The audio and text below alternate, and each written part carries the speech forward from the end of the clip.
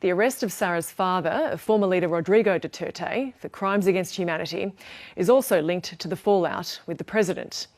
On tonight's foreign correspondent, Natasha Gutierrez reports on how the feud has escalated so dramatically. I've come to the ancestral home of the Duterte family, where the former president was raised. His older sister Eleanor still lives here. It's become a shrine to the Duterte dynasty. Thank you for having me. Next to me is my brother, who is the former president, Rodrigo Duterte. The 83-year-old is proud of her family's political achievements and doesn't mince words when it comes to the Marcos clan. Do you think President Marcos was behind the impeachment of your niece? Of course, of course. The Republic of the Philippines is in political turmoil.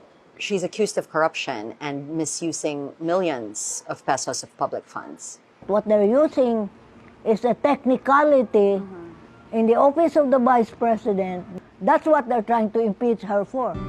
Like many in Davao, she's convinced the allegations against her family are all political attacks. She believes the charges against Sara are baseless and that the extrajudicial killings under Rodrigo's presidency are made up. During your brother's war on drugs, thousands of Filipinos died. It was all black propaganda. There is no such thing. That never happened. Natasha Gutierrez joins me now in the studio. Natasha, can we start with this feud between the Marcoses and the Dutertes? The president and his deputy, they were once seen as the dream team, a landslide victory in 2022. And now we have this situation where the vice president said publicly that she has contracted a hitman to kill the president if anything were to happen to her. How did it get this bad? I think it's important to start with Alliance and how it was even formed. So when they partnered, they represented the coming together of two of the most powerful political dynasties in the Philippines. Sara is the daughter of Rodrigo Duterte. She is extremely popular. Marcos Jr. needed to partner with her in order to win the presidency. As for the Dutertes, they needed to partner with the next president precisely to protect Rodrigo from persecution for his war on drugs. So from the very beginning, it was an alliance of convenience. So when the cracks started to show, analysts weren't surprised. They knew this was going to happen. But I think what was so shocking was the speed and intensity of the implosion. You had accusations of the president being a drug addict and the first lady saying she didn't like the vice president. And ultimately, this Facebook Live wherein Sara then said that she was going to hire a hitman to kill the president. So it's absolutely spectacular, but at the core of it is a fight for power. Both political dynasties are eyeing the 2028 presidency. So while they partnered for convenience initially, now each one wants to field their own candidate in 2028, and that's the core of this feud. Now, the Dutertes have an entrenched political dynasty. The feud with the Marcoses is causing them problems, though. Sara Duterte has been impeached by the Congress, and now her father is in jail. Would these events have happened if the president wasn't at war with his deputy, as we see them? Most likely not. So let's start with the impeachment.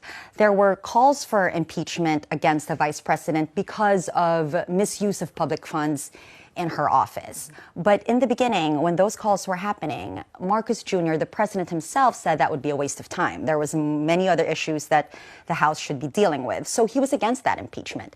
But as the feud escalated, our sources told us that he gave the go signal and Congress moved and impeached the vice president. And so now she will stand trial at the Senate. And if she's convicted, she could be ousted from ever holding public office.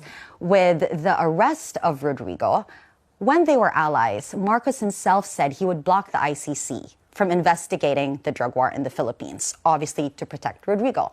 Again, as the feud intensified, his government shifted their stance. He said he would oblige Interpol if they were to issue an arrest warrant, which they did. Now, note that the ICC does not have any power to arrest anyone. They need the participation of countries in order to arrest suspects. So, for example, Netanyahu has an arrest warrant against him. Putin has an arrest warrant against him. Their countries are not giving them up. So if it weren't for Marcos Jr., Duterte would still be a free man. What has been the reaction in the Philippines to Duterte's arrest, and what is likely to happen to that case from here? The Philippines is very divided. What you need to understand is Duterte is extremely popular, and over the weekend we saw protests and rallies calling for his return to the Philippines. But of course, for the families of those killed in the drug war, this is a day they never thought they would see. There is deep impunity in the Philippines precisely because of these political dynasties who protect each other. That's why they want to also stay in power, so they are not held accountable.